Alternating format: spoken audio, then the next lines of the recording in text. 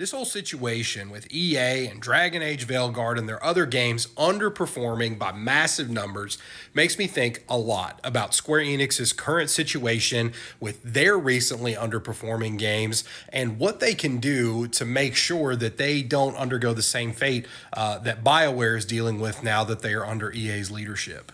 This actually has much less to do with Dragon Age, although that's why this is popping up in the news. This is more of a Mass Effect situation. For those of you that remember when Mass Effect was a new gaming franchise that was coming out, we got Mass Effect 1, 2, and then the anticipation going into 3, you remember how big of a titan Mass Effect was in gaming, not just for the gameplay and the experience, but the story and the characterization. All of that stuff made for an incredible experience. Mass Effect 1, 2, and parts of 3 are still fantastic, and BioWare was riding high on that. And then Mass Effect Andromeda came along, and fans were not as sold on it as they were the previous 3 for a multitude of reasons, gameplay, otherwise, but a lot of reasons related to the story, the lore, the dialogue, and the characters. It wasn't up to what people had expected from BioWare for so long, and that's why people weren't as interested in it.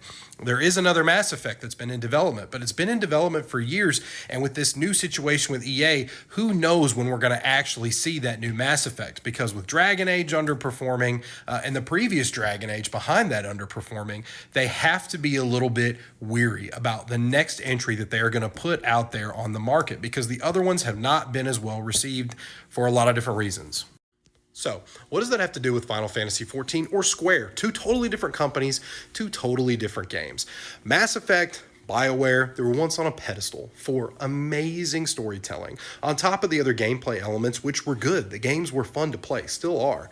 But when Andromeda came out and the other Dragon Age entries that were not as well received because it was lots of shortcomings in terms of the storytelling, the world building, the lore, fans fell off. And it's obvious from the player base and the sales numbers that people just aren't as interested. Now, was Dragon Age ever a big AAA franchise? In my opinion, no, it was not. But Mass Effect certainly was. And now people are cautious about diving back into that franchise. And if Square's not careful with how they handle the story, the characters, the lore of 14, they could end up in a similar situation where less people are willing to buy back in and give you more of the benefit of the doubt. I hope I'm wrong.